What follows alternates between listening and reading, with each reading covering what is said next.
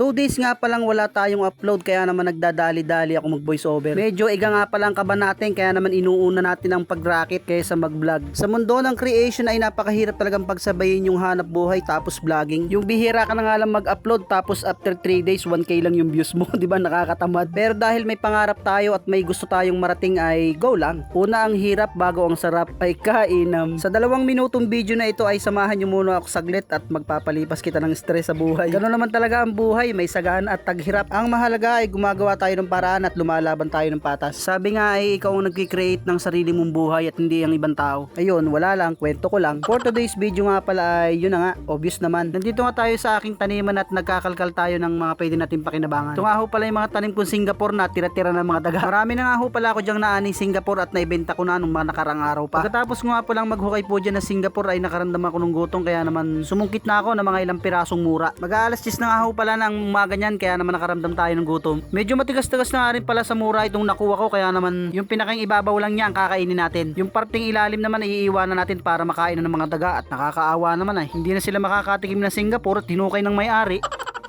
Mabuti na rin po at hindi tumama sa atin yung bagyong Opong. Wala sana tayong masusungkit na mura ay malakas pa naman. Marami din nga ho pala ako ditong tanim na papaya kaya lang ay nilalantakan na ng mga ibon. At pag uwi ko nga po pala ng bahay ay dito ako unang dumiretso sa aking gawa ng bonsai. May nagpadala nga ho pala sa atin dito ng bonsai material. Isang uri din po ng paikus o kamag-anak po ito ng mga puno ng balete. Shoutout sa aking parihi na si Boss Caminero Photography. Ilalagay nga pala natin ito sa bato at gagawin nating maporma kahit hindi tayo professional na magbobonsai. Ganito na po yung magiging itsura niya kapag nakakapit siya sa bato at habang tumatagal ang panahon ay pakapit ng pakapit at padikit ng padikit yung kanyang mga ugat sa bato. Parang yung jowa mo masyado makadikit.